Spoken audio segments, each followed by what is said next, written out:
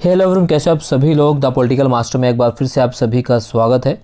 आज इस वीडियो में हम स्वतंत्र भारत में राजनीति के चैप्टर 1 जिसका नाम है राष्ट्र निर्माण की चुनौतियां करने वाले हैं। सो प्लीज़ एंड तक इस वीडियो को जरूर देखिएगा, क्योंकि इस वीडियो को हमने न्यू एजुकेशन पॉलिसी को ध्यान में रखकर तैयार किया। जैसे आप सभी को पता है, सीबीएसई बोर्ड एग्ज़ाम का जो पैटर्न बदल गया है, क्वेश्चन पूछने के तरीके बदल गए हैं। सो इस वीडियो को आप एंड तक जरूर देखिएगा, क्योंकि हमने इस नए पैटर्न के आधार पर ही इस पूरे टॉपिक को कवर किया। तो चलिए इस वीडियो को शुरू करते हैं। वीडियो को शुरू करने से पहले आप सभी से लोगों से रिक्वेस्ट है कि अगर चैनल पर नए हैं तो चैनल को जरूर सब्सक्राइब कर दीजिएगा, बेल आइकन को प्रेस कर दे, चूँकि हमारे चैनल द पॉलिटिकल मास्टर के द्वारा आप सभी के लिए इसी प्रकार की इंपॉर्टेंट वीडियो लगातार अपलोड की जाएगी। तो चलिए इस वीडियो को शुरू करते हैं। स्वतंत्र भारत में राजनीति, चैप्टर 1 राष्ट्र निर्माण की चुनौतियाँ। तो जैसे आप सभी को पता है कि सन 1947 के 14-15 अगस्त की मध्य रात्रि को जो है भारत आज़ाद हुआ था। तो भारत आज़ाद कब हुआ? 14-15 अगस्त की मध्य रात्रि को। और स्वतंत्र भारत के प्रथम प्रधानमंत्री जवाहरलाल नेहरू ने इसी रात संविधान सभा के एक विशेष सत्र को संबोधित किया था। और जब प्रधानमंत्री पंडित जवाहरलाल नेहरू ने इस विशेष सत्र को संबोधित किया, और जो उनका भाषण था जिसका नाम है भाग्यवधू से चीर प्रतिरक्षित भेंट, ये या इसे अंग्रेजी में कहा जाता है ट्रस्ट विद द डेस्टिनी के नाम से जाना गया। ये काफ़ी महत्वपूर्ण भाषण है। अगर हम इसे विश्व इतिहास के भाषणों में देखें तो ये उन 10 महत्वपूर्ण भाषणों में से है जिसका जो है मूल्यांकन किया जाना चाहिए वर्तमान रूप में भी। तो पंडित जवाहरलाल नेहरू ने 14-15 अगस्त की मध्य रात्रि को जो भाषण दिया था, उस भाषण का नाम है भाग्यवधू से चीर प्रतिष्ठित भेंट। ठीक है, चलिए इसके बाद देख सकते हैं कि आज़ाद हिंदुस्तान का जन्म कठिन परिस्थितियों में हुआ।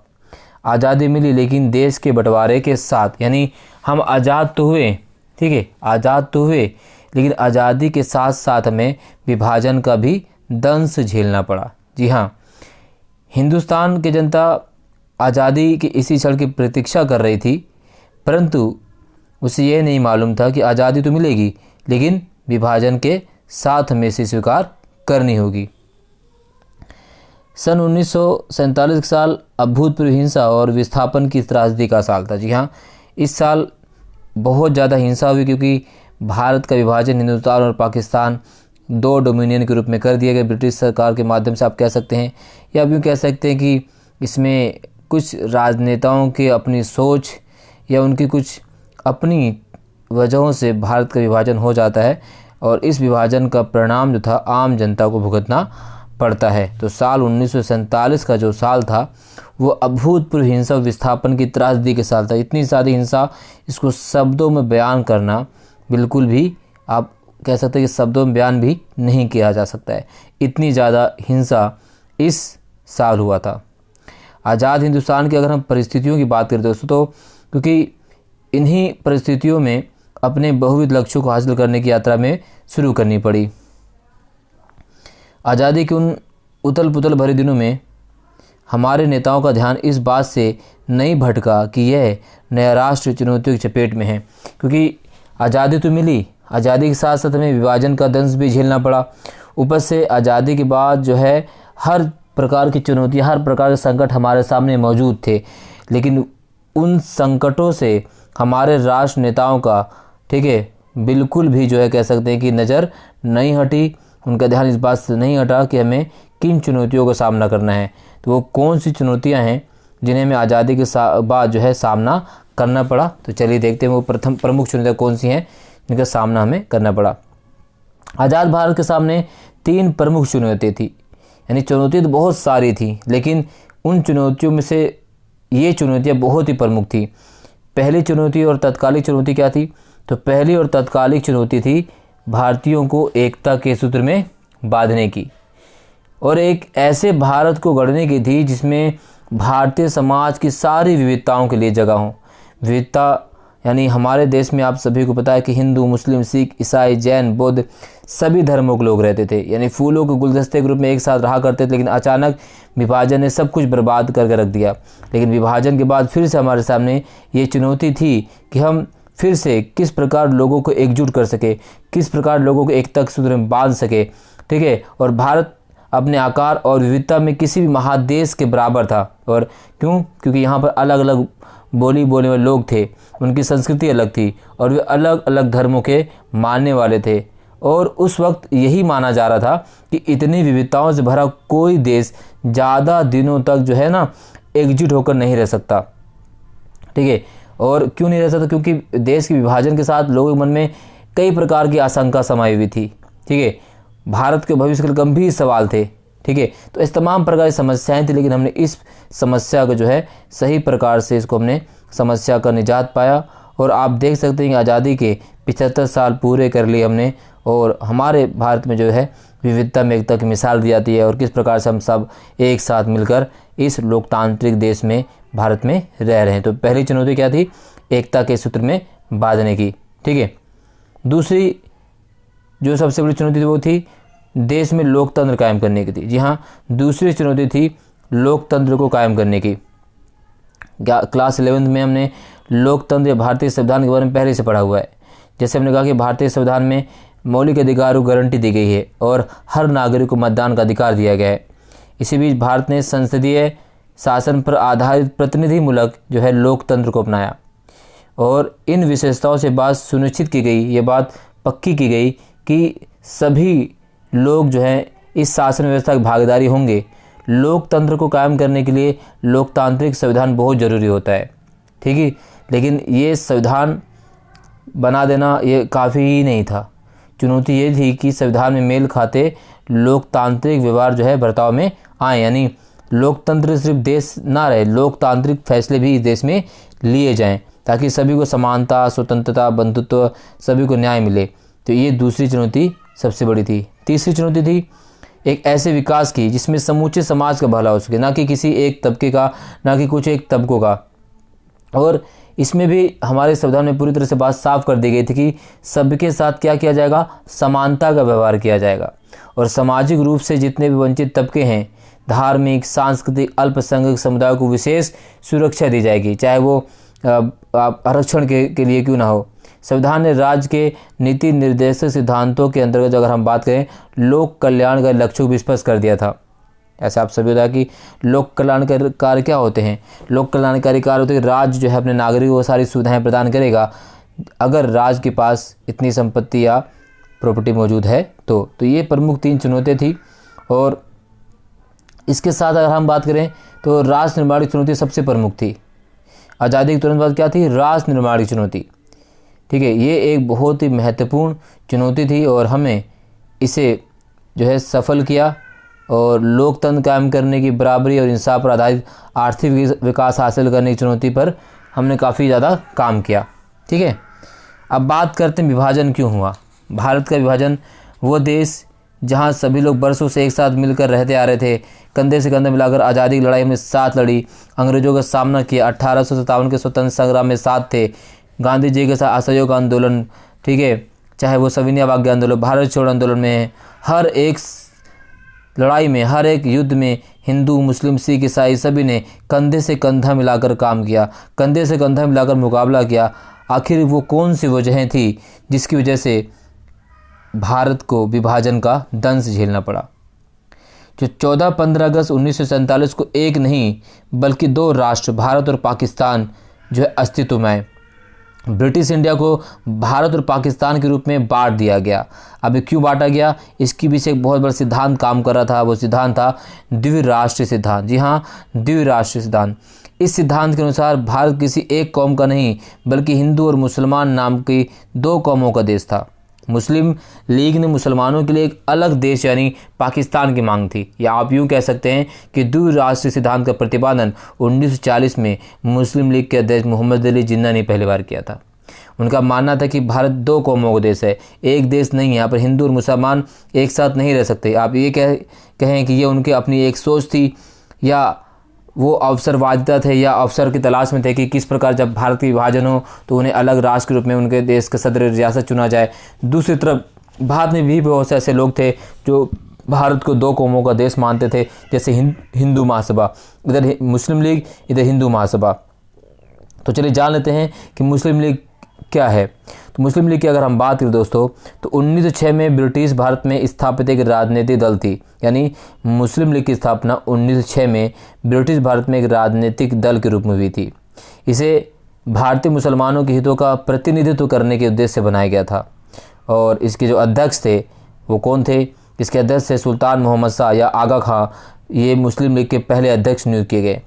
1913 में मोहम्मद अली जिन्ना मुस्लिम लीग में शामिल होते हैं और 1940 में जिन्ना ने ही द्विराष्ट्र सिद्धांत की मांग की थी। ठीक है, तो इस तरह से मुस्लिम लीग ने भारत और पाकिस्तान को एक कौम का नहीं बल्कि दो, माफ़ कीजिए, हिंदुस्तान को एक कौम का नहीं बल्कि दो कौमों का देश माना, क्योंकि उनको मानना था कि मुसलमानों को जितना प्रतिनिधित्व मिलनी चाहिए उतना प्रतिनिधित्व मुसलमानों को नहीं दिया जा रहा है। उनके जनसंख्या के आधार पर उनका प्रतिनिधित्व बहुत कम है और इसकी मांग जिन्हें लगातार कर रहे हैं, चाहे वो कांग्रेस के अधिवेशन में बात करें या 1942 में जब भारत छोड़ो आंदोलन को समाप्त कर दिया गया, जब क्रिप्स मिशन भारत आता है उसमें भी उन्होंने मांग उठाई थी। हालांकि इस सारी मांग को बाद में अस्वीकार कर दिया गया और इसी मांग को जिन्ना अंत तक लेकर खड़े रहे और अंततः भारत के विभाजन के साथ इस सिद्धांत का भी अंत हो जाता है। विभाजन की प्रक्रिया कैसे, विभाजन को कैसे शामिल किया गया ये देखते हैं। तो ये विभाजन दर्दनाक तो था ही और इस पर फैसला लेना और अमल में लाना बहुत मुश्किल था। सिर्फ विभाजन बोल देने से, विभाजन को कॉपी में लिख देने से या सीमाओं का निर्धारण कर देने से भर से ही विभाजन नहीं हुआ। विभाजन की प्रक्रिया बहुत कठिन थी।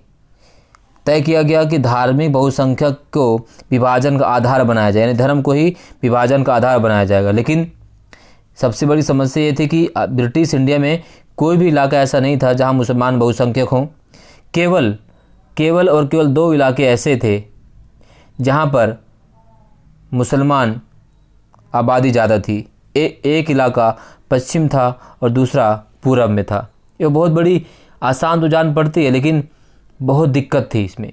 ऐसे दो इलाके जहां मुसलमान आबादी ज़्यादा थी, एक इलाका पश्चिम में था और दूसरा इलाका पूर्व में था। ऐसा कोई तरीका भी नहीं था कि इन दोनों इलाकों को जोड़कर एक जगह कर दिया जाए और इसे देखते हुए फैसला हुआ कि पाकिस्तान में दो इलाके शामिल होंगे, यानी पश्चिमी पाकिस्तान और पूर्वी पाकिस्तान, और इनके बीच में भारतीय भूभाग का एक बड़ा विस्तार रहेगा। ठीक है, इसके अलावा और भी समस्या थी। बहुत सारे जो मुस्लिम बहुल इलाके थे वो पाकिस्तान में जाने को राजी हो ऐसा भी नहीं था। फॉर एग्जाम्पल के लिए अगर हम बात करें, जैसे खान अब्दुल गफ्फार खान पश्चिमोत्तर सीमा प्रांत के क्या थे? निर्विवाद नेता थे।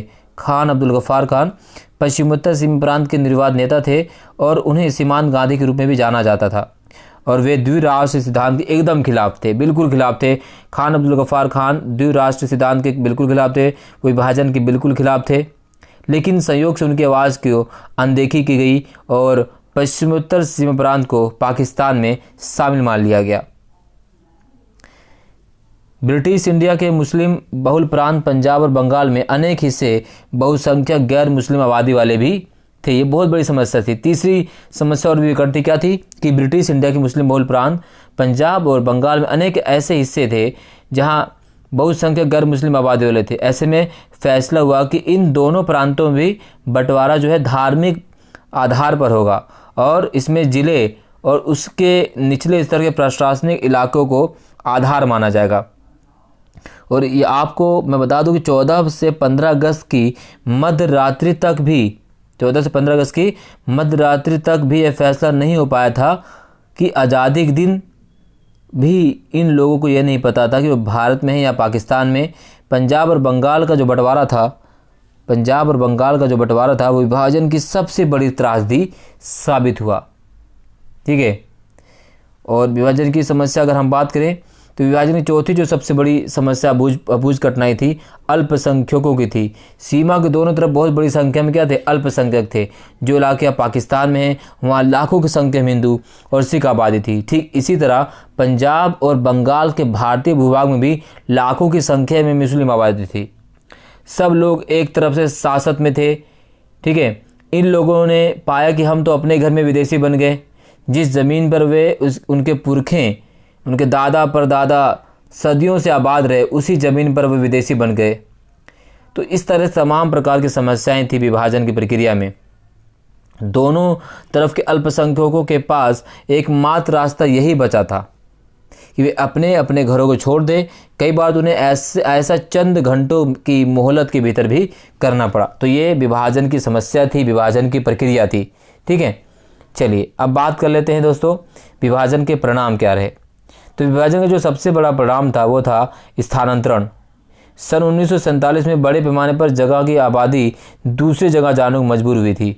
आबादी का यह स्थानांतरण आकस्मिक, अनियोजित और त्रासदी से भरा था। यानी अचानक विभाजन हुआ और अनियोजित, किसी प्रकार की योजना नहीं बनाई गई थी विभाजन की कि एक जगह की आबादी को कैसे, यानी पूर्वी आबादी को पश्चिम कैसे ले जाएगा और पश्चिम की आबादी को पूरब कैसे ले जाएगा। इस प्रकार की कोई भी नियोजन बनाया नहीं गया था सरकार के द्वारा। सरकार ने बस विभाजन की घोषणा कर दी, बाकी कुछ भी नहीं। कुछ भी हो, मार काट हो, हत्याएं हो, अपराध हो, उससे सरकार को कोई भी लेना देना नहीं था। ठीक है, और ये मानव इतिहास के अब तक का ज्ञात सबसे बड़ा स्थानांतरण में से एक था। धर्म के नाम पर जो है दोस्तों, एक समुदाय के लोगों ने दूसरे समुदाय के लोगों को बेरहमी से मारा, काटा, उनकी हत्याएं की, लोग बेघर हुए, उन्हें अपना घर बार छोड़कर जाना पड़ा और अक्सर अस्थायी तौर पर उन्हें शरणार्थी शिविरों में जगह या पनाह लेनी पड़ी।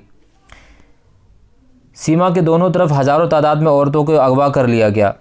ठीक है, औरतों का अगवा कर लिया गया, उन्हें बंद कर दिया गया। जिन औरतों का अगवा किया गया था मुसलमानों द्वारा उनसे उनकी शादी की गई, हिंदुओं ने जिनको अगवा किया मजबूर उन्हें उनसे शादी करनी पड़ी। और कई बार ऐसा हुआ कि हिंदू मुसलमान महिलाओं को उनके घर वालों ने ही अपनी कुल की इज्जत बचाने के लिए बहु बेटियों को ही मार डाला। बहुत सारे बच्चे अपने माँ बाप से बिछड़ गए। जो लोग सीमा पार करने में किसी तरह सफल रहे, उन्हें पाया कि वे अब बेठिकाना हो गए, उनके पास रहने के लिए कोई जगह ही नहीं है। इतना ज़्यादा परिणाम था कि इसे अब मैं तो शब्दों में बयान नहीं सकता।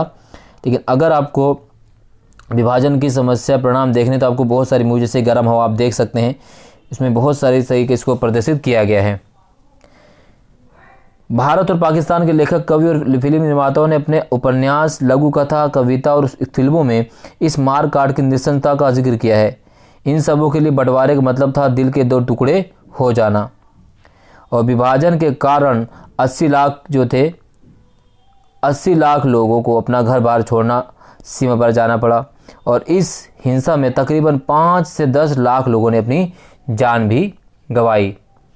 ठीक है, इसके साथ अगर हम बात करें प्रशासनिक मुश्किल हुई, वित्तीय कठिनाई के अतिरिक्त विभाजन के साथ कुछ और ज़्यादा गहरे मुद्दे भी जुड़े हुए थे। तो तमाम प्रकार की समस्याएं थी, तमाम प्रकार की। ठीक है, इसके अलावा अगर हम बात करें तो इसके बावजूद 1951 के वक्त, अगर हम बात करें 1951 के वक्त भारत की कुल आबादी में, यानी विभाजन के बाद भी 1951 विभाजन के बाद भारत की कुल आबादी में 12% मुसलमान थे। और ये सबसे बड़ी समस्या थी और कि भारत अपने मुसलमान नागरिकों और दूसरे धार्मिक अल्पसंख्यकों जैसे सिख, ईसाई, जैन, बुद्ध, पारसी और यहूदियों के साथ क्या बर्ताव करेगा, क्योंकि बंटवारे के कारण हिंदू और मुसलमानों के बीच तनाव पहले से ही कायम था। तो तमाम प्रकार की समस्याएं थी विभाजन के बाद। अगला है सबसे बड़ी समस्या है रजवाड़ों के विलय की। रजवाड़ों का विलय, समस्या क्या था? समस्या ये थी कि ब्रिटिश इंडिया 2 हिस्सों में था। ठीक है, ब्रिटिश इंडिया 2 हिस्सों में था। पहला जिसे हम ब्रिटिश प्रभुत्व वाले भारतीय प्रांत, दूसरा था देसी रजवाड़े। ठीक है, ब्रिटिश प्रभुत्व वाले भारतीय प्रांत, दूसरा थे देसी रजवाड़े। ब्रिटिश प्रभुत्व वाले भारतीय प्रांतों पर अंग्रेजी सरकार का सीधा नियंत्रण था और रजवाड़ों पर राजाओं का शासन। इन राजाओं ने ब्रिटिश राज की सर्वोच्च सत्ता स्वीकार कर रखी थी। अगर देखें तो कुल मिलाकर उस समय भारतीय रजवाड़ों की संख्या कितनी थी? 565। समस्या क्या थी? समस्या ये थी कि आज़ादी के तुरंत बाद अंग्रेजी शासन ने घोषणा की कि भारत पर ब्रिटिश प्रभुत्व के साथ ही रजवाड़े भी क्या हो जाएंगे? ब्रिटिश अधीनता से आज़ाद हो जाएंगे। उस समय भारतीय रियासतों की अगर रजवाड़ों की संख्या बात करें तो 565 थी। इन्होंने अंग्रेजों द्वारा रजवाड़ों के सामने 3 विकल्प रखा गया। रजवाड़े अपनी मर्जी से भारत या पाकिस्तान में शामिल हो सकते हैं या फिर अपना स्वतंत्र अस्तित्व बनाए रख सकते हैं। और भारत अथवा पाकिस्तान में शामिल होने या स्वतंत्र हैसियत बनाए रखने का फैसला रजवाड़ों की प्रजा को नहीं, बल्कि ये फैसला लेने का अधिकार रजवाड़ों को, यानी रजवाड़ों के राजाओं को दिया गया। और यहीं से सबसे बड़ी समस्या उड़कर सामने खड़ी हो जाती है। समस्या सामने इसलिए खड़ी आती है क्योंकि अधिकतर रजवाड़े जो है स्वतंत्र रहना चाहते थे, यानी अंग्रेज जाते जाते भी भारत में फूट डालो शासन करो नीति को आगे बढ़ा दिया। ठीक है, समस्या क्या हुई रजवाड़े विलय की। और सबसे पहले अगर हम बात करें तो त्रावणकोर के राजा ने, ठीक है, सबसे पहले किसने किया था? त्रावणकोर। तो त्रावणकोर के जो राजा थे उन्होंने अपने आप को आज़ाद घोषित कर दिया। अगले दिन ही हैदराबाद के निजाम ने ऐसी ही घोषणा की। इसके बाद भोपाल के नवाब संविधान सभा में शामिल नहीं होना चाहते थे। तो कई प्रकार की समस्याएं थी। हालांकि अधिकतर रजवाड़ों को तो भारत में मिला लिया गया, लेकिन हैदराबाद, जूनागढ़, जम्मू कश्मीर और मणिपुर, इन रजवाड़ों के विलय में काफ़ी समस्याओं का सामना करना पड़ा। रजवाड़ों के विलय में कौन कौन समस्याएं हैं, रजवाड़ों को कैसे शामिल किया गया भारतीय राज्यों में, उन सभी के बारे में हम नेक्स्ट पार्ट में पढ़ेंगे। इस पार्ट में बस इतना ही दोस्तों। वीडियो अच्छी लगे तो लाइक शेयर कमेंट जरूर कीजिएगा। चैनल पर नए हैं तो चैनल को जरूर सब्सक्राइब कर दीजिए, बेल आइकन को प्रेस कर दीजिए। बहुत बहुत धन्यवाद। जय हिंद।